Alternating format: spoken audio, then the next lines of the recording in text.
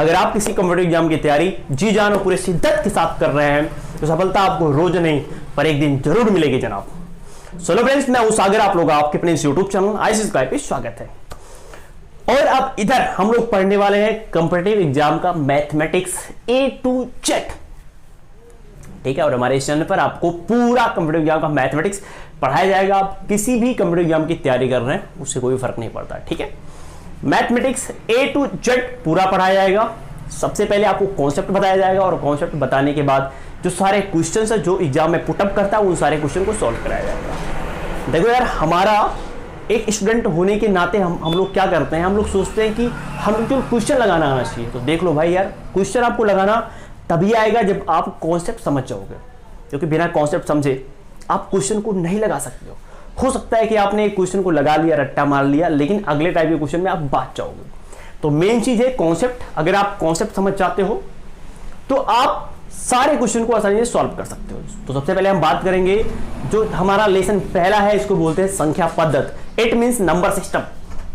हम लोग number system का जो कॉन्सेप्ट है उस पूरे कॉन्सेप्ट को पहले पढ़ने का प्रयास करेंगे, और जब ये पूरा कॉन्सेप्ट हम पढ़ लेंगे तो अपने आप जो सारे क्वेश्चंस हैं वो बहुत ही आसानी से लग जाएंगे। लेकिन अगर हमने कॉन्सेप्ट नहीं पढ़ा, पहले क्वेश्चन लगाने गए, तो बिल्कुल यार बहुत बुरी तरीके से हम बांचने वाले हैं, ठीक है। तो आज की इस वीडियो में हम लोग स्टार्ट करते हैं नंबर सिस्टम, जिसको बोलते हैं संख्या पद्धति। और अगर आप हमारे चैनल पे नए हो तो हमारे चैनल को सब्सक्राइब करो, क्योंकि हमारे चैनल पर आपको कॉम्पिटिटिव एग्जाम का पूरा मैथमेटिक्स A to Z देखने को मिलेगा, ठीक है। तो आइए चलते हैं, आज की इस वीडियो को स्टार्ट करते हैं। देखो यार, हमको पढ़ना है संख्या पद्धति, जिसको बोलते हैं नंबर सिस्टम, ठीक है। यहाँ पे हमको संख्या का पूरा पद्धति पढ़ना है, संख्या के बारे में पढ़ना है इस चैप्टर में, ठीक है। तो सबसे पहले हमको ये जानना है कि संख्या क्या होती है। पर जानते हो संख्या की कोई फिक्स परिभाषा तो बनी नहीं है। यहाँ परिभाषा ज्यादा मैटर नहीं करता है, ठीक है। यहाँ पर या हम जो भी मैथमेटिक्स पढ़ रहे हैं वहां पर हमको ज्यादा मैटर करेगा समझना, हमको समझ में आना चाहिए। परिभाषा इंपॉर्टेंट नहीं है, ठीक है। संख्या बस जानते रहो संख्या का मतलब क्या होता है। जैसे 1 2 3 4 5 जितनी भी गिनती है ये सारी की सारी संख्या होती है, ठीक है। यानी ऐसे कह सकते हो किसी भी चीज को गिनने के लिए जो आवश्यक सामग्री का इस्तेमाल करते हैं उसको संख्या कहते हैं। जैसे मान लो अगर आपके पास 10 रुपए हैं, 10 रुपया गिनने के लिए पहले 1 रुपया, फिर 2 रुपया, फिर 3 रुपया, फिर 4 रुपया, फिर 5 रुपया। तो गिनने के लिए जिसका हम इस्तेमाल करते हैं, जिस सामग्री का इस्तेमाल करते हैं उसको हम संख्या बोलते हैं, ठीक है। पर यहां पर कोई फिक्स परिभाषा नहीं है संख्या की। बस आप जानते रहो संख्या मतलब क्या होता है। वही यार जो नंबर सिस्टम होते हैं, जो नंबर होते हैं 1 2 3 4 5 0, ये सारी की सारी संख्याएं होती है, बस आप ऐसे जानते रहो, ठीक है। अब अगर हम संख्या को डिवाइड करें, संख्या के प्रकार की बात करें, तो संख्या को मुख्यतः 3 भागों में डिवाइड किया गया है। आई होप कि आपको मालूम होगा कि संख्या के 3 भाग कौन कौन से होंगे। तो यार संख्या को 3 पार्ट में डिवाइड किया गया है। जो पहला पार्ट है उसको बोलते हैं काल्पनिक संख्या, जो सेकंड पार्ट है उसको बोलते हैं वास्तविक संख्या, जो थर्ड पार्ट है उसको बोलते हैं सम्मिश्र संख्या। संख्या को ये 3 भागों में डिवाइड किया गया और हमको जो पढ़ना है वो पढ़ना है वास्तविक संख्या के बारे में। काल्पनिक संख्या के बारे में नहीं पढ़ना है, सम्मिश्र संख्या के बारे में नहीं पढ़ना है, इसके बारे में कभी एग्जाम में आता भी नहीं, लेकिन हल्का हल्का इनके हम चर्चा करेंगे, ठीक है। यहां पे जो हमारा मेन है वो है वास्तविक संख्या। तो यहां पर क्या देख रहे हो कि जो संख्या है इस संख्या को 3 भागों में डिवाइड किया गया है। जो पहला है वो है वास्तविक संख्या। वास्तविक संख्या देखो यार, अलग अलग गणितज्ञों ने इन परिभाषाओं को अलग अलग तरीके से डिफाइन किया है। किसी ने वास्तविक संख्या का कुछ परिभाषा दिया है, किसी ने काल्पनिक संख्या का कुछ परिभाषा दिया, किसी ने सम्मिश्र संख्या का कुछ परिभाषा दिया, लेकिन सबका कहने का मतलब सेम है, ठीक है। मैं आपको यहां पर एक इजी तरीका बताऊंगा जिससे कि आपको अच्छी तरीके से ये समझ में आए कि यार वास्तविक संख्या क्या होता है, काल्पनिक संख्या क्या होता है और सम्मिश्र संख्या क्या होता है। तो देखो, अगर हम बात करें वास्तविक संख्या की, तो वास्तविक संख्या पढ़ने के लिए यार देखो, एक मेथड हमारे पास ऐसा है कि जिसको बहुत आसानी से हम समझ सकते हैं कि ये वास्तविक है, ये काल्पनिक है, ये सम्मिश्र है। लेकिन सबसे पहले हम उसके रियल तरीके की बात करते हैं कि वास्तविक संख्या क्या होता है। तो देखो यार, आपने नंबर लाइन का नाम सुना होगा, इसको बोलते हैं संख्या रेखा। अगर आपने नहीं सुना है तो उसके बारे में हम देख लेते हैं, एक बार चर्चा कर लेते हैं कि संख्या रेखा क्या होती है। तो देखो यार, एक रेखा होती है, इस रेखाओं पर संख्याओं को लिखा गया होता है, इसी को बोलते हैं संख्या रेखा। हम लोग जानते हैं एकदम लास्ट में इधर क्या होता है, प्लस इनफाइनाइट होता है, और इधर क्या होता है, माइनस इनफाइनाइट होता है, इसको बोलते हैं अनंत, ठीक है। बीच में एक न्यूट्रल होता है, इसको बोलते हैं उदासीन, मतलब इसको बोलते हैं जीरो। इस जीरो के उधर जितने भी लोग होते हैं उसको पॉजिटिव होते हैं, जीरो के इधर जितने भी लोग होते हैं वो निगेटिव होते हैं, और जीरो ना तो पॉजिटिव होता है ना ही क्या होता है, निगेटिव होता है, ठीक है। यानी कहने का ये मतलब है कि यहां पर क्या है, +1 है, यहां पर क्या है, +2 होगा, यहां पे क्या होगा, +3 होगा, फिर +4, +5, +5, ऐसे अनंत तक। इधर आओगे तो वही चीजें क्या होगी, निगेटिव होगी। -1, -2, -3, -4, -5 डॉट डॉट डॉट माइनस अनंत तक। तो इसी को बोलते हैं संख्या रेखा। और वो सारी संख्याएं जो इस संख्या रेखा पर लिखी जा सकती है उसको बोलते हैं वास्तविक संख्या। वास्तविक संख्या मींस उसको बोलते हैं क्या, रियल नंबर। रियल नंबर क्या होता है, आई होप कि आप समझ गए होंगे।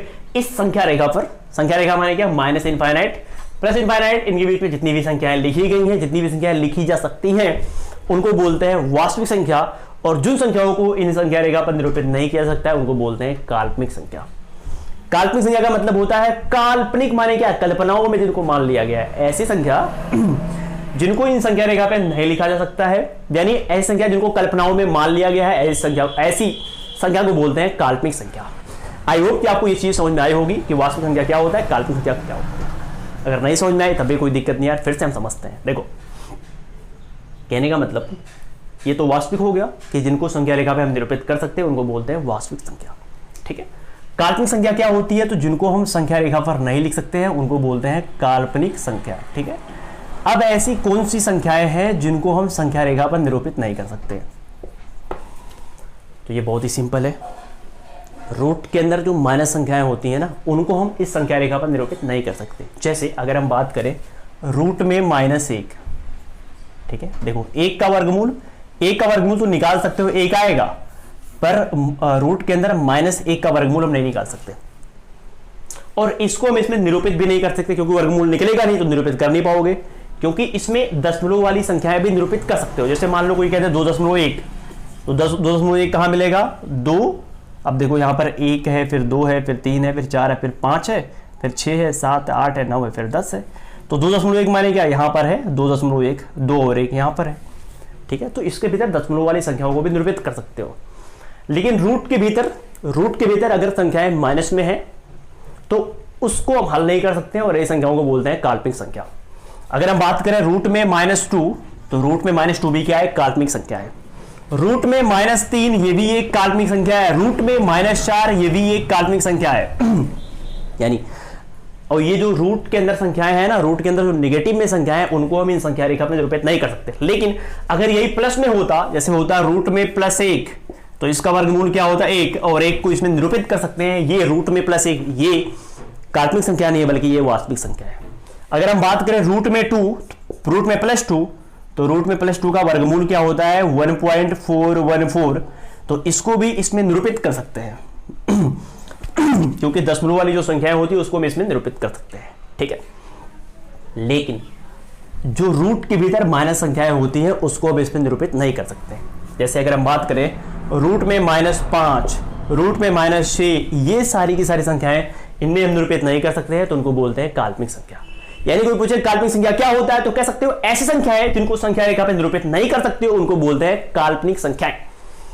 चलो ये तो हो गया। लेकिन यार समझने के लिए, जैसे किसी को इंस्टेंट समझाना हो तो उसको हम कैसे समझा सकते हैं। देखो यार, हम इसको ऐसे कह सकते हैं कि रूट के भीतर माइनस में अगर कोई भी संख्या लिखी हो तो उसको बोलते हैं काल्पनिक संख्या। क्या बोले, रूट के अंदर माइनस में अगर कोई भी संख्या लिखी हो तो ऐसी संख्या को बोलते हैं काल्पनिक संख्या। और इन्हीं काल्पनिक संख्याओं को अगर हम छोड़ दें तो इसके बाद दुनिया में जितनी भी संख्याएं बचती हैं उसको बोलते हैं वास्तविक संख्या। आई होप कि आपका ये पॉइंट अच्छी तरीके से क्लियर हुआ होगा कि काल्पनिक संख्या क्या होता है और वास्तविक संख्या क्या होता है। फिर से एक बार, परिभाषाएं दो हैं। पहला, अगर सिंपली इसको समझना हो कि वास्तविक संख्या क्या होती है तो यार सिंपल से कह सकते हो कि रूट के भीतर माइनस वाली संख्याओं को छोड़ करके बाकी जितनी भी संख्याएं बचती हैं उसको बोलते हैं क्या, उसको बोलते हैं वास्तविक संख्या। और रूट के भीतर जो माइनस वाली संख्याएं होती हैं उनको बोलते हैं काल्पनिक संख्या। एक परिभाषा ये हो गया। एक परिभाषा ये हो सकता है कि वो सारी संख्याएं जिनको संख्या रेखा पर निरूपित किया जा सकता है उनको बोलते हैं वास्तविक संख्या। लेकिन वो सारी संख्याएं जिनको संख्या रेखा पर निरूपित नहीं कर सकते हैं उनको बोलते हैं क्या, काल्पनिक संख्या। आई होप कि आपको ये पॉइंट अच्छी तरीके से समझ में आ गया होगा, ठीक है। इसके बाद कुछ गणितज्ञों ने रूट के भीतर -1 जो है उसको आई डिफाइन किया। देखो ये जो रूट में आई है, रूट में -1 है, इसको कुछ गणितज्ञों ने इसको आई मान लिया। आई मीन्स होता है आयोटा, ठीक है। तो ये जो रूट में -1 है इसकी वैल्यू क्या हो गई, आई हो गई, ठीक है। अब क्वेश्चन इज दैट कि रूट में अगर -1 है उसकी वैल्यू अगर क्या हो गई, आई हो गई, तो अगर रूट में -2 है तो उसकी वैल्यू क्या होगी? तो देखो, अगर मैं कह दूं रूट में -2 तो इसकी वैल्यू क्या होगी? तो देखो यार, ये बहुत ही सिंपल है। अगर रूट के भीतर -2 है तो इसको हम लिख सकते हैं क्या? 2 गुणे -1, क्योंकि गुणा करोगे तो इसकी वैल्यू क्या होगी? -2 ही होगी। फिर इसको हम लिख सकते हैं क्या? रूट में 2 गुणे रूट में -1, और कुछ साइंटिस्टों ने इसको, कुछ गणितज्ञों ने इसको i मान लिया, तो क्या हो जाएगा? रूट में 2 और ये क्या हो जाएगा? i, यानी इस चीज को हम ऐसे लिख सकते हैं। ठीक है, तो अगर रूट में -6 है तो इसको हम क्या लिख सकते हैं? लिख सकते हैं रूट में 6i। अगर रूट में रूट के भीतर क्या है? -7 है तो इसको क्या लिख सकते हो? रूट के 7 और फिर बाहर क्या लिख सकते हो? i। आई होप कि आपका ये जो पॉइंट था, ये पॉइंट अच्छी तरीके से क्लियर हो गया होगा। समझ पाए कि नहीं? तो ये वास्तविक संख्या है और ये काल्पनिक संख्या है, लेकिन अगर वास्तविक संख्याओं को और काल्पनिक संख्याओं को दोनों को आपस में मिला दिया जाए तो मिलाने के फलस्वरूप जो संख्या मिलती है उसको बोलते हैं सम्मिश्र संख्या। ठीक है, जैसे अगर मैं बात करूं सम्मिश्र संख्या, लिख देते हैं सम्मिश्र संख्या, इसको बोलते हैं कॉम्प्लेक्स नंबर। एक वास्तविक संख्या को बोलते हैं रियल नंबर, काल्पनिक संख्या को बोलते हैं इमेजिनेशन नंबर या इमेजिनरी नंबर, और जो सम्मिश्र संख्या है इसको बोलते हैं कॉम्प्लेक्स नंबर। ठीक है, और काल्पनिक संख्या, वास्तविक संख्या अगर दोनों को मिलाएं तो मिलाने के फलस्वरूप जो बनने वाली संख्या होती है इसको बोलते हैं सम्मिश्र संख्या। जैसे अगर मैं कहूं 5 तो बताओ 5 वास्तविक संख्या है कि 5 काल्पनिक संख्या है? तो यार ऑब्वियस सी बात है 5 वास्तविक संख्या है। क्यों? क्योंकि रूट के भीतर माइनस वाली संख्याओं को छोड़ दिया जाए तो बाकी सब क्या है? वास्तविक है। तो ये वास्तविक है। ठीक है, लेकिन अगर मैं कह दूं रूट में -3 तो ये क्या है? ये काल्पनिक है, क्योंकि रूट के भीतर माइनस वाली संख्याएं क्या होती है? काल्पनिक। और अगर इन दोनों को हम जोड़ें तो इनके जोड़ने के फलस्वरूप ये जो मिला इसको बोलते हैं सम्मिश्र संख्या। यानी काल्पनिक संख्या प्लस वास्तविक संख्या is equal to complex number, यानी सम्मिश्र संख्या। अब ये 5 है, ये रूट में 3, इसको क्या लिख सकते हो? i रूट में 3 या रूट में 3i। तो इसको हम इस प्रकार से भी लिख सकते हैं। ठीक है, अगर मैं कह दूं 6 क्या है? 6 एक वास्तविक संख्या है और रूट में -3। अब देखो, अब यहां पर कोई जरूरी नहीं है कि ये दोनों संख्याएं जोड़ी गई हो, ये घटाई भी जा सकती हैं। यानी कह सकते हो कि वास्तविक संख्या और काल्पनिक संख्या को मिलाकर बनाने वाली यानी बनने वाली संख्या को बोलते हैं सम्मिश्र संख्या। तो ये भी जो संख्या है ये भी वास्तविक संख्या और काल्पनिक संख्या को जोड़ के बनाई गई है, लेकिन ये घटा करके बनाई गई है, लेकिन दोनों को मिला करके तो बनाई गई है। तो जब भी दोनों को मिला करके बनाओगे तो उनसे जो संख्या प्राप्त होगी उसको बोलते हैं काल्पनिक संख्या। तो इसका मतलब क्या हो जाएगा? ये हो गया 6 और माइनस ये रूट में 3 का मतलब i बाहर निकल आएगा और ये हो गया 3। ठीक है, तो इस टाइप की होती है कॉम्प्लेक्स संख्या। आई होप कि आपको ये पॉइंट अच्छी तरीके से क्लियर हो गया होगा कि वास्तविक संख्या क्या होती है और काल्पनिक संख्या क्या होती है और सम्मिश्र संख्या क्या होती है। ठीक है, अब यहां पर हमको काल्पनिक संख्या के बारे में नहीं पढ़ना है, सम्मिश्र संख्या के बारे में नहीं पढ़ना है। हमको जो पढ़ना है वो सिर्फ और सिर्फ हमको पढ़ना है वास्तविक संख्या के बारे में। ठीक है, अब देखो यार, अगर हम बात करें वास्तविक संख्या के बारे में तो वास्तविक संख्या को अलग अलग किताबों में अलग अलग प्रकार से डिवाइड किया गया है। कुछ किताबों में ऐसा माना गया है कि जो वास्तविक संख्या है वो 2 प्रकार की होती है, एक परमेय संख्या एक अपरमेय संख्या। कुछ किताबों में ऐसा माना गया है कि वास्तविक संख्या 2 प्रकार की होती है, एक पूर्णांक एक अपूर्णांक। ठीक है, तो दोनों तरीका सही है, आप जिस भी तरीके से समझ पाओ उस तरीके से आप डिवाइड कर सकते हो। ठीक है, तो मैं वास्तविक संख्या के 2 प्रकार पूर्णांक अपूर्णांक को मान के डिवाइड करूंगा, क्योंकि इस तरह के तरीके से डिवाइड करने से क्या होगा, सारी चीजें बहुत ही सरल हो जाएंगी और आपको बहुत ही अच्छी तरीके से समझ में आएंगी। तो यहां पर हमने क्या डिवाइड किया? हमने जो वास्तविक संख्या है उसको 2 भागों में डिवाइड कर रहे हैं, एक पूर्णांक और एक अपूर्णांक। इस तरह से डिवाइड करने से क्या होगा कि जो पूरा नंबर सिस्टम है वो बहुत ही अच्छी तरीके से समझ में आ जाएगा। ठीक है, तो ये हो गया पूर्णांक और ये हो गया अपूर्णांक। ठीक है, देखो यार, वास्तविक संख्या क्या थी? तो वास्तविक संख्या एक ऐसी संख्या थी जिसको हम संख्या रेखा पे लिख सकते हैं, उनको बोलते हैं वास्तविक संख्या। जैसे अभी हम लोगों ने क्या देखा कि ये प्लस इनफाइनाइट है, ये माइनस इनफाइनाइट है, ये बीच में 0 है, यहाँ पे +1 +2 +3 डॉट डॉट अनंत तक, इधर -1 -2 और -3 डॉट डॉट अनंत तक। ये पूरा का पूरा रियल नंबर है, इसको बोलते हैं वास्तविक संख्या। और इन्हीं संख्याओं को दो भागों में डिवाइड किया गया है, एक पूर्णांक और एक अपूर्णांक। इसको बोलते हैं इंटीजर, इसको बोलते हैं नॉन इंटीजर।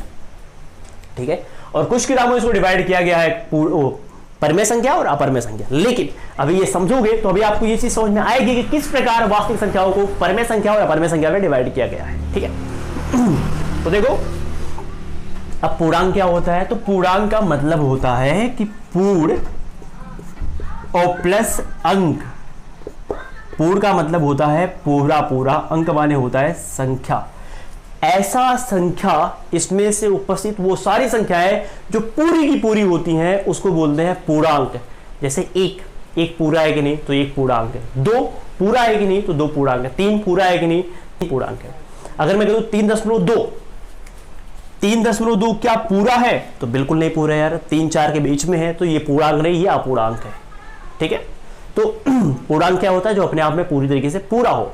अब मैं कह दूं 4 पूर्णांक है, 5 पूर्णांक है, -10 अरे पूरा है ना, भले वो प्लस माइनस किसी में हो, पूरा है कि नहीं तो वो पूर्णांक है। -12 पूर्णांक क्या पूर्णांक, अरे पूर्णांक पूरा का पूरा है। -15 पूरा का पूरा है, पूर्णांक है। 15.6 पूरा का पूरा नहीं है तो वो अपूर्णांक है। 20.3 पूरा का पूरा नहीं है मतलब अपूर्णांक है। समझ पा रहे हो कि नहीं। यानी इस संख्या रेखा में वो सारी संख्याएं जो पूरी हैं उसको पूर्णांक बोलेंगे, जो पूरी नहीं है उसको बोलेंगे अपूर्णांक। और अपूर्णांक को एक संख्या और भी कहते हैं, इसी को कहते हैं दशमलव संख्या। दशमलव संख्या यानी ऐसी संख्याएं जो बिल्कुल पूर्ण ना हो उनको बोलते हैं दशमलव संख्या। समझ पा रहे हो कि नहीं। तो अब इधर हम लोग पढ़ेंगे सबसे पहले कि जो पूर्णांक है उसके कितने कितने प्रकार हैं, और फिर पढ़ेंगे अपूर्णांक के कितने कितने प्रकार हैं, उसको हम लोग अच्छी तरीके से समझेंगे। इसको अगर आप अच्छी तरीके से समझ जाते हो यार तो आपका जो पूरा का पूरा फंडा है वो अच्छी तरीके से क्लियर हो जाएगा। ये जो पूर्णांक है ना, पूर्णांक को 3 कैटेगरी में डिवाइड किया गया है। देखो यहां पर 0 जो कि न्यूट्रल है, ठीक है, इस 0 के इधर निगेटिव में जितनी भी संख्याएं हैं उनको बोलते हैं ऋण पूर्णांक। ऋण पूर्णांक, ठीक है, -1, -2, -3, -4, -5, -6, जो -∞ तक आया ना इसको बोलते हैं ऋण पूर्णांक। ठीक है, और जो 0 के उधर में जो सारी संख्याएं हैं उनको बोलेंगे धन पूर्णांक। ठीक है, जो ये +1, +2, +3, +4, +5 जो ये अनंत तक गया है ना इसको बोलेंगे धन पूर्णांक। समझ पा रहे हो। और बीच में जो 0 है, हम लोग जानते हैं 0 ना तो धन होता है ना तो ऋण होता है, तो 0 को बोलते हैं शून्य पूर्णांक। ठीक है, तो इस तरह इसको जो पूर्णांक है इसको 3 कैटेगरी में डिवाइड किया गया है। एक ऋण पूर्णांक, एक धन पूर्णांक और एक 0 पूर्णांक। ऋण पूर्णांक में 0 के बाईं तरफ की जितनी भी संख्याएं हैं, ये 0 के बाईं तरफ की संख्याएं ऋण पूर्णांक के अंतर्गत आएंगी। ठीक है, और 0 की जो दाईं तरफ की संख्याएं हैं वो धन पूर्णांक के अंतर्गत आएंगी, और 0 आएगा शून्य पूर्णांक के अंतर्गत। ठीक है, तो आई होप कि आपको इतनी बात समझ में आई होगी। अभी इसके बहुत सारे वर्गीकरण किया गया है, इसको बहुत भागों में बांटा गया है, तो उसको हम बाद में समझेंगे, पर आई होप कि आपको इतनी बातें समझ में आ गई होंगी। ठीक है, और हम बात करेंगे अपूर्णांक की, जिसको बोलते हैं दशमलव संख्या। ठीक है, तो यहाँ पर जो ये दशमलव संख्या है, दशमलव संख्या को डिवाइड किया गया है 2 भागों में, एक शांत दशमलव संख्या और एक अशांत दशमलव संख्या। बस ये सारी चीज़ आपको बकवास लग रही होंगी, पर अभी आप ये सारी चीज़ जब समझोगे ना तो यहाँ से एक बहुत बड़ी चीज़ निकल के आएगी आपके सामने। तो देखो तो जो ये दशमलव संख्या है इसको हम लोग पूर्णांक कहते हैं। इसको 2 भागों में डिवाइड किया गया है, एक है शांत दशमलव संख्या और एक है अशांत दशमलव संख्या। अब ये शांत दशमलव संख्या क्या होता है और ये अशांत दशमलव संख्या क्या होता है, इसको हम लोग समझेंगे। देखो शांत दशमलव में क्या होता है, एक दशमलव होता है और दशमलव के बाद अगर बहुत सारी जो संख्याएं लिखी गई हैं, अगर वो संख्याओं की एक लिमिट है, एक सीमा है, तो उसको बोलेंगे शांत दशमलव संख्या। लेकिन अगर उसकी कोई सीमा नहीं है ना तो उसको बोलेंगे अशांत दशमलव संख्या। जैसे मान लो कि 0.6, अब इधर क्या है, इसकी सीमा हो गई कि दशमलव के बाद केवल एक ही अंक है, तो इसको बोलेंगे शांत दशमलव संख्या। दशमलव के बाद 728, यहाँ पर क्या है, दशमलव के बाद 3 अंक है, 1 2 3, तो ये भी शांत दशमलव संख्या है। इट मीन्स दशमलव के बाद वाली जो संख्याएं हो अगर उसको हम गिन सकते हो तो उनको बोलते हैं शांत दशमलव संख्या। लेकिन दशमलव के बाद वाली जो संख्याएं अगर उसको हम गिन नहीं सकते हैं तो उसको बोलते हैं अशांत दशमलव संख्या। जैसे मान लो मैं कह दूं 0.72727272 dot dot dot dot dot. तो यहां पर क्या देख रहे हो कि ये दशमलव के बाद जो संख्याएं दी हुई हैं उन सारी संख्याओं को हम काउंट नहीं कर सकते, वो अनंत तक है, उनकी कोई सीमा नहीं है, तो उनको बोलेंगे आसान दशमलव संख्या। ठीक है, तो आसान दशमलव संख्या क्या होता है कि दशमलव के बाद वाली जो संख्याएं होती है अगर उसको हम गिन पाए, उसकी अगर एक लिमिट हो, उसको अगर हम गिन सकते हैं तो उसको बोलेंगे आसान दशमलव संख्या। जैसे यहाँ पर दशमलव के बाद 1 अंक है, यहाँ पे दशमलव के बाद 3 अंक है, इनको हम गिन सकते हैं तो ये आसान दशमलव संख्या है। लेकिन जिसको नहीं गिन पाओगे यार, यहाँ पर कहाँ गिन सकते हो, इनकी तो सीमाएं अनंत तक है ना। अगर मैं कह दूं 0.3333 अनंत, ठीक है, तो यहां पर क्या हो रहा है, यहां पर इनकी कोई लिमिट नहीं है, इनको हम गिन नहीं सकते हैं, तो इनको बोलेंगे आसान दशमलव संख्या। पर जिनको गिन सकते हो उनको बोलेंगे आसान दशमलव संख्या। ठीक है, अब यहां पर जो आसान दशमलव संख्या होती है वो भी 2 कैटेगरी की होती है, 2 प्रकार की होती है। पहला जो प्रकार होता है कि दशमलव के बाद जो संख्याएं हैं उन्हीं को रिपीट कर दो, मतलब उन्हीं का रिपीटेशन हो। एक तो ऐसी संख्याएं होती हैं और एक ऐसी संख्याएं होती हैं जो दशमलव के बाद हो लेकिन वो रिपीट ना हो। जैसे यहां पर दशमलव के बाद क्या है, 72 72 72 72 रिपीट हो रहा है, लेकिन यहां पर दशमलव के बाद 3 3 3 3 ये भी क्या हो रहा है, रिपीट हो रहा है। लेकिन अगर हम इसको ऐसे लिख दें, दशमलव के बाद 1, फिर 1 2, फिर 1 2 3, फिर 1 2 3 4, 1 2 3 4 5 डॉट डॉट डॉट डॉट। तो इसमें और इसमें थोड़ा सा अंतर है। अंतर क्या है कि इसमें जो दशमलव के बाद वाली संख्याएं हैं उनको क्या किया गया, रिपीट किया गया, लेकिन इसमें जो दशमलव की बाद वाली संख्याएं उनको रिपीट नहीं किया गया। जैसे देखो यहाँ पर 1 है तो यहाँ पे 12 है, यहाँ पे 12 है, फिर यहाँ पे 31 है, यहाँ पर 23 है, यहाँ पे 41 है, यहाँ पे 23, यहाँ पे 45 है। तो क्या देख रहे हो कि इसमें रिपीटेशन नहीं है संख्याओं का, और इसमें क्या है, संख्याओं का रिपीटेशन है, इसमें संख्याओं को रिपीट किया गया है। समझ पा रहे हो? तो इसको बोलेंगे शांत पुनरावर्ती संख्याएं, सॉरी अशांत पुनरावर्ती संख्याएं, इसको बोलेंगे अशांत, पता नहीं क्या बोलेंगे हिंदी में, मुझे याद नहीं है। पर जानते रहो कि आसान संख्याओं की 2 कैटेगरी होती है, एक दशमलव के बाद वो सारी संख्याएं जो रिपीट होती हैं, और एक दशमलव के बाद वो सारी संख्याएं जो रिपीट ना होती हो। ठीक है, तो इनको बोलेंगे रिपीटेटिंग अशांत, और ये क्या है, नॉन रिपीटेटिंग अशांत। समझ पा रहे हो? चलो अब अगर यार इस पूरी चीज को थोड़ा बढ़िया से देखो, पहले एक स्टेप आपको और बता दे, फिर आगे हम बढ़ते हैं, और यहां से बहुत कमाल की चीज निकल के आएगी। देखो जब भी कोई चीज रिपीट होता है ना, तो उसको एक बार लिख करके उसके ऊपर बार लगा देते हैं। जैसे यहाँ पे क्या हो रहा है कि 0.72 रिपीट हो रहा है, तो यहाँ पे बार लगा देंगे, और बार लगाने से क्या होगा कि वो रिपीट नहीं करना पड़ेगा। यहाँ पे क्या हो रहा है कि 0.33 रिपीट हो रहा है, तो 0.3 और 3 के ऊपर बार लगा दो। बार का मतलब ये होगा कि वो चीज रिपीट हो रही है। ठीक है, अब ये क्या हो रहा है, यहाँ पे रिपीटेशन नहीं है, तो इसको वैसे ही लिखोगे, इसको शॉर्ट में लिखने का कोई भी तरीका नहीं है। ठीक है, तो यहाँ पर हम लोगों ने क्या देखा। अब अगर इस पूरे निकाय को एक बार हम फिर से देखें, तो यहाँ से हमको बहुत ही कमाल की चीज निकल के आएगी। चलो देखते हैं एक बार। देखो यार, अगर हम पूर्णांक की बात करें, पहले यहीं पर हम समझ लेते हैं परिमेय संख्या की परिभाषा कि परिमेय संख्या क्या होती है, फिर आगे हमको एक अजीब चीज यहां से निकल के आएगी। परिमेय संख्या क्या होता है यार, तो परिमेय संख्या वैसे तो परिभाषा है बहुत लंबी चौड़ी है कि ऐसी संख्या है जिसको p बटा q के रूप में लिखे, जिसमें p और q क्या हो, पूर्णांक हो, q not equal to 0 is called परिमेय संख्या। ऐसी परिभाषाएं हैं, लेकिन हमको यहाँ पे समझना है, क्योंकि हम कंप्यूटर एग्जाम में हमको परिभाषा नहीं लिखना है, हमको चीजें समझ में आनी चाहिए, क्योंकि समझ में आएगी तभी हम कॉन्सेप्ट समझ पाएंगे। ठीक है, तो यार परिमेय संख्या क्या होती है, तो परिमेय संख्या समझने के लिए सिंपली कह सकते हो कि ऐसी संख्या है जिनको हम बटे के रूप में लिख सकें, ऐसी संख्या है जिनको हम बटे के रूप में लिख सकें, और बटे में क्या होता है, अंश और हर होता है। जैसे ये क्या है, 3/2 है, तो ये बटे के रूप में लिखा है कि नहीं, तो ऐसी संख्या है जिसको हम बटे के रूप में लिख सकें, और ये ऊपर वाला अंश होता है, नीचे वाला क्या होता है, हर होता है। तो ऐसी संख्या है जिनको हम बटे के रूप में लिख सकें, और बटे के रूप में लिखने के बाद जो अंश वाला है वो भी पूर्णांक हो, जो हर वाला हो वो भी पूर्णांक हो।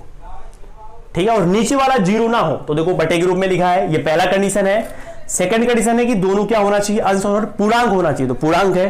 थर्ड कंडीशन है कि नीचे वाला 0 ना हो, यानी अगर कोई संख्या p बटा q के रूप में लिखी जा सके, p बटा q माने क्या, वही बटे के रूप में लिखा जा सके।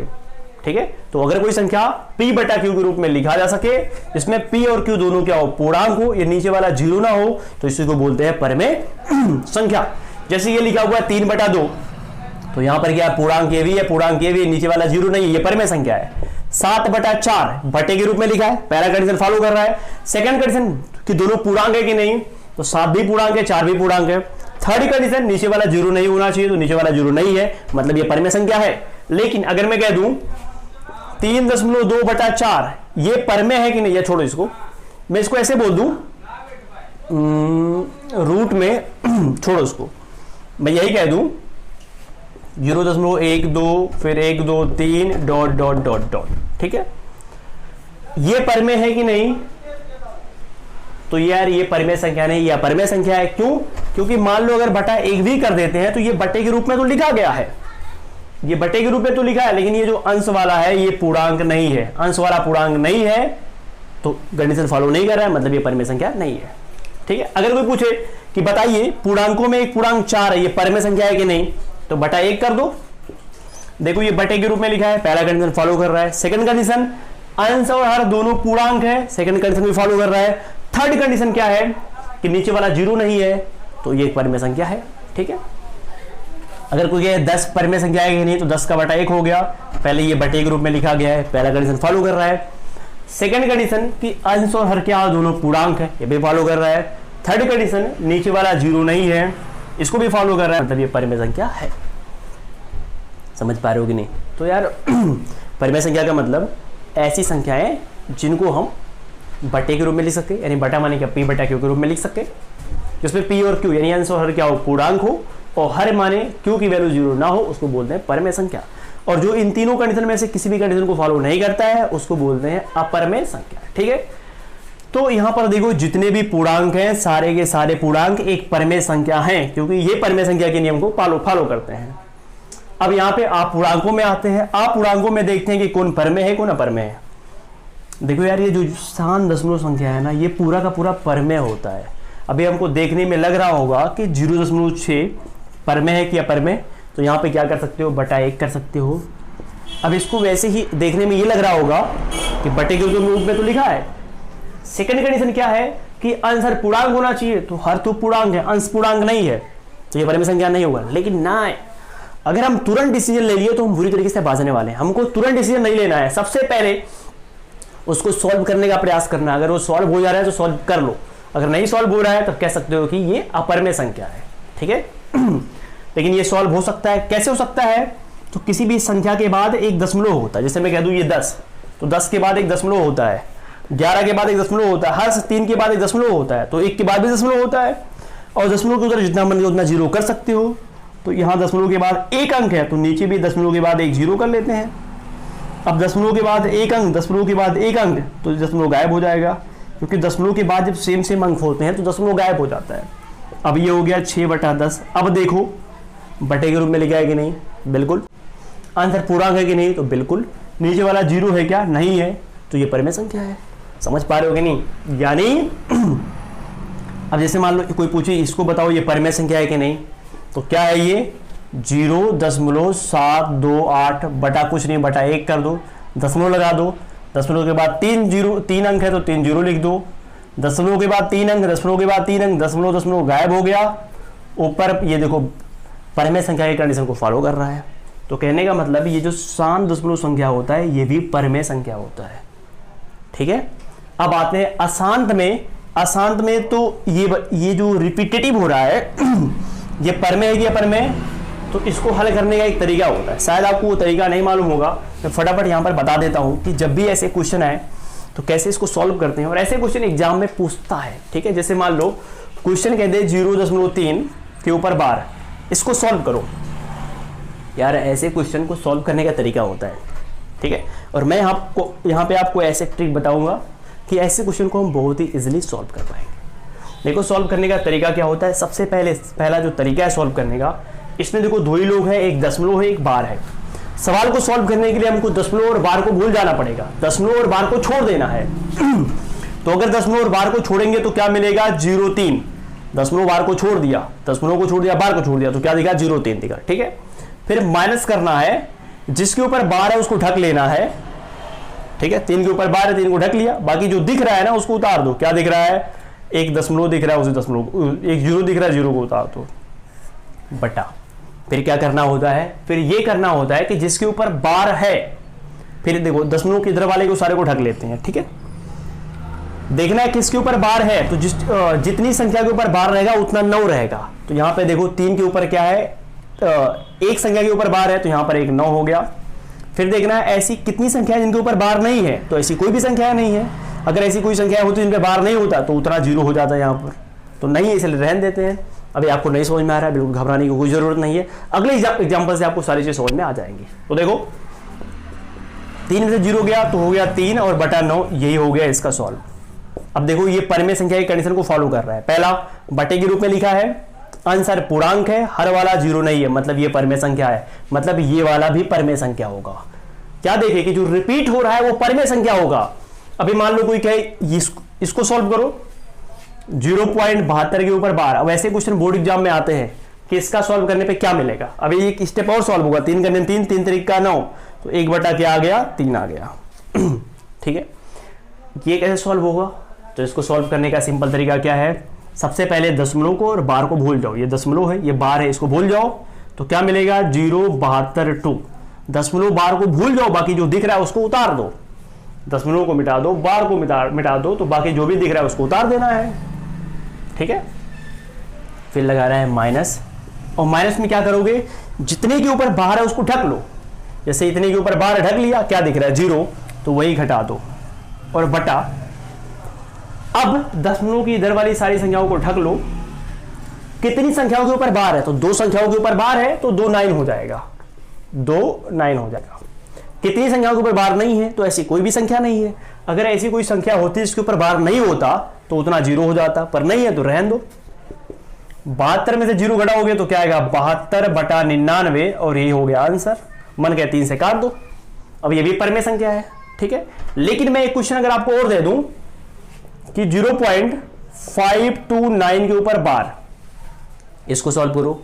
तो सॉल्व करने का तरीका क्या है, सबसे पहले दशमलव को बार को भूल जाना है, बाकी जो दिख रहा है उसको उतारो। तो 0.52 फिर माइनस, फिर क्या करना है, इसके बाद जिसके ऊपर बार है उसको ढक लेना है।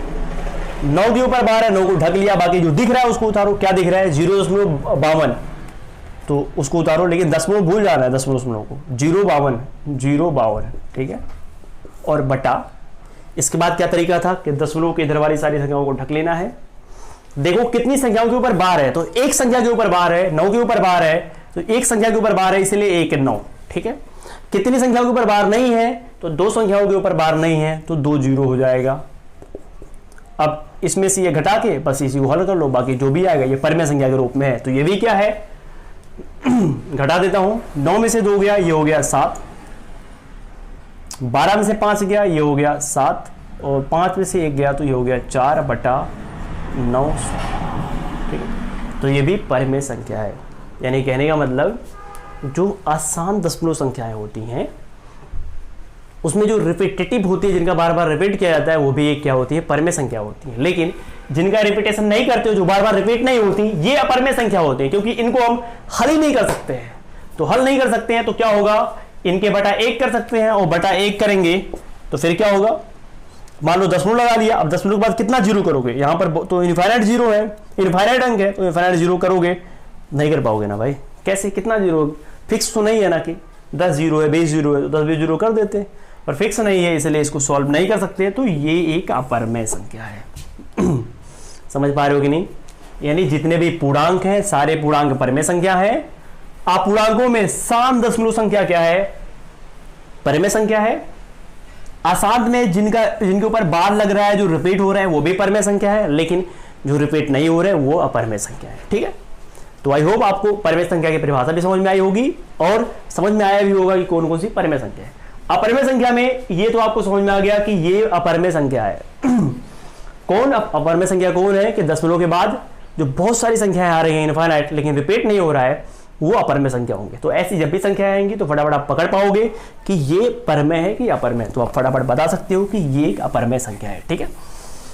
अब जैसे मैं आपको एक एग्जांपल और दूं, 0.210, 2100, 2100, 2140, ... अब मैं पूछूं बताओ ये परिमेय क्या अपरिमेय, तो आप कह सकते हो दशमलव के बाद ये 210 इधर है, 210 इधर है, तो 210 ये नहीं है, फिर ये भी 210 नहीं है, रिपीट नहीं हो रहा है किसी भी मायने में, अनंत तक तो रिपीट नहीं हो रहा है, मतलब ये अपरमेय संख्या है।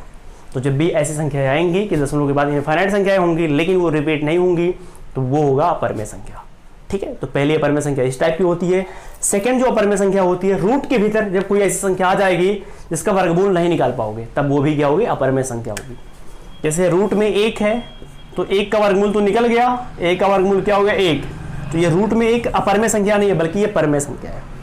लेकिन रूट में 2 वर्गमूल निकल रहा है क्या, नहीं निकलेगा, निकलेगा दशमलव में आएगा। तो जब भी रूट में ऐसी संख्याएं आएंगी तो इसको बोलेंगे अपरमेय संख्या, अपरमेय संख्या। ये रूट में 3 वर्गमूल नहीं निकलेगा सही, तो ये भी मतलब जो वर्गमूल निकलेगा वो पूर्णांक में नहीं निकलेगा, तो ये भी अपरमेय संख्या है। रूट में अगर हम 4 की बात करें तो रूट में 4 का वर्गमूल निकालेंगे तो 2 आएगा, मतलब वर्गमूल सही से निकल जा रहा है, मतलब ये क्या होगा, परमेय संख्या होगा। रूट में 5 वर्गमूल नहीं निकलेगा, अपरमेय संख्या। रूट में 6 अपरमेय संख्या। रूट में 7 अपरमेय संख्या। रूट में 8 अपरमेय संख्या। रूट में 9 का वर्गमूल निकल जाएगा 3, तो ये है परमेय संख्या। तो क्या देखिए कि रूट के भीतर वो सारी संख्याएं जिनका वर्गमूल निकल जाएगा वो परमेय, लेकिन जिनका नहीं निकलेगा वो अपरमेय। ठीक है, तो परमेय में आपको 2 कंडीशन मिला, एक कंडीशन और भी मिलेगा, पाई। पाई माने ये जो पाई है ये भी एक अपरमेय संख्या है। अब बहुत सारे लोग कहते हैं कि सर पाई की वैल्यू तो 22/7 होती है। बहुत सारे स्टूडेंट बोलते हैं कि सर पाई की वैल्यू तो 22/7 होती है। तो 22/7 होती है तो ये अंश बटे के रूप में लिखा है, अंश और पूर्णांक है, हर नीचे वाला 0 भी नहीं है, तो ये परमेय संख्या होना चाहिए ना। तो फिर ये अपरमेय संख्या क्यों है? तो देखो यार, जो पाई की वैल्यू होती है 22/7, जो पाई की वैल्यू होती है 22/7, एक्चुअली में वो पाई की एग्जैक्ट वैल्यू नहीं होती है। पाई की जो एग्जैक्ट वैल्यू होती है वो होती है 3.1434 ऐसे होती है इनफाइनाइट तक, देख रहे हो, 3 ऐसे अनंत तक होती है। देखो रिपीट नहीं हो रहा है, तो ये भी क्या होगा, अपरमेय संख्या होगा। लेकिन जो 22/7 है ये पाई की एग्जैक्ट मान नहीं है, ये तो लगभग मान करके 22/7 कर दिया गया है। ठीक है, तो पाई की एग्जैक्ट मान ये है जो कि इस टाइप का है, तो ये क्या है, अपरमेय संख्या है। ठीक है, तो जब भी आपको 3 टाइप की संख्या दिखेंगी, पहला टाइप क्या है कि इस टाइप का कि इनफाइनाइट तक होगा लेकिन रिपीट नहीं होगा, तो वो अपरमेय संख्या होगा। सेकंड, रूट के भीतर कोई संख्या दी होगी जिसका वर्गमूल नहीं निकल पाएगा, राइट पूर्णांक संख्याओं में सही से, तो 10 इसे मान लो वर्गमूल तो सभी का निकल जाएगा, 2 का भी निकल जाएगा, 3 का भी निकल जाएगा, लेकिन जैसे 1 का निकला तो एक पूर्णांक आया है ना एक, लेकिन 2 का निकलेगा तो पूर्णांक नहीं आएगा बल्कि अपूर्णांक आएगा, 1.414 करके कुछ आएगा। 3 का भी पूर्णांक नहीं आएगा, तो ये सारी अपरमेय है, मतलब जिनका भी वर्गमूल निकाल पे पूर्णांक नहीं आ रहा है वो अपरमेय है। लेकिन 4 का अगर निकाल रहे हो तो 4 का वर्गमूल क्या आएगा, 2 आएगा, 2 एक पूर्णांक है, इसलिए 4 क्या है, रूट में 4 क्या है, परमेय संख्या है। थर्ड, पाई भी क्या है, अपरमेय संख्या है। तो ये 3 कैटेगरी हो गई अपरमेय संख्याओं की। ठीक है, तो इन सबको देखते हुए वास्तविक संख्याओं को 2 भागों में बांटा गया, एक परमेय और एक अपरमेय। समझ पा रहे हो कि नहीं? कुछ बुक्स में इस तरह डिवाइड किया गया है कि जो वास्तविक संख्या होती है उसके 2 पार्ट, पूर्णांक अपूर्णांक। ठीक है, फिर इन सबको देखते हुए कुछ गणितज्ञों ने ऐसा कहा कि नहीं, वास्तविक संख्याओं को 2 भागों में डिवाइड करो, एक परमेय एक अपरमेय। परमेय क्या होती है, तो देख रहे हो सब परमेय ही हो गया, केवल वही जो रिपीट हो रहा है अशांत वाला वही केवल क्या है, अपरमेय, बाकी सब परमेय ही है। तो इस तरह वास्तविक संख्याओं को 2 भागों में डिवाइड किया गया, परमेय संख्या और अपरमेय संख्या। तो इस तरह भी आप समझ सकते हो, या ऐसे कह सकते हो कि परमेय संख्याओं को, सॉरी, वास्तविक संख्याओं को 2 भागों में डिवाइड किया गया, पूर्णांक और अपूर्णांक। ठीक है, तो ये जो अपूर्णांक संख्या था इसको बोलते हैं दशमलव संख्या, लेकिन जो पूर्णांक है उसको हम लोगों ने 3 भागों में डिवाइड किया, एक धन पूर्णांक, एक ऋण पूर्णांक और एक शून्य पूर्णांक। ठीक है, तो अब ये जो पूर्णांक है इसकी पूरी कैटेगरी के बारे में हम लोग पढ़ने वाले हैं, क्योंकि पूर्णांक से ही दुनिया की सारी संख्याएं निकली हुई हैं, चाहे वो सम हो, विषम हो, भाज्य हो, अभाज्य हो। ठीक है, तो ये पार्ट फर्स्ट रहा जिसमें हम लोगों ने अच्छे समझा संख्या पद्धति के बारे में। लेकिन इसके जस्ट बाद आने वाला है पार्ट 2। अगर आप हमारे चैनल पर नए हो तो चैनल को सब्सक्राइब कर लेना, और पार्ट 2 या सारे वीडियो के लिंक आपको नीचे डिस्क्रिप्शन बॉक्स में मिल जाएंगे, या अगर आपको डिस्क्रिप्शन बॉक्स में नहीं मिल रहे हैं तो सिंपली आप हमारे प्लेलिस्ट पे जाओ, वहां पर संख्या पद्धति नंबर सिस्टम के नाम से एक प्लेलिस्ट है, वहां पे इसके सारे वीडियो क्रम से अवेलेबल रहेंगे, आप वहां से उसकी पढ़ाई कर सकते हो। ठीक है, तो इसके बाद यार पूर्णांक के प्रकार के बारे में हम अध्ययन करेंगे, और पूर्णांक के प्रकार के बारे में अध्ययन करने से क्या होगा कि जो सारी चीजें हैं वो अच्छी तरीके से क्लियर हो जाएगी। ठीक है, पूर्णांक के प्रकार का अध्ययन करने के बाद जो पूरी संख्याएं हैं, संख्याओं के बारे में एक स्टेप अच्छी तरीके से क्लियर हो जाएगा। ठीक है, और फिर हम लोग सीखेंगे कि किसी भी संख्या का इकाई का अंक कैसे फाइंड करते हैं, विभाज्यता का नियम, फिर बहुत सारी चीजों का अध्ययन करेंगे। ठीक है, स्टेप बाय स्टेप करके। चलो फिर मिलते हैं नेक्स्ट वीडियो में, तब तक के लिए आप लोगों ने पढ़ाई में खूब मेहनत करते रहो।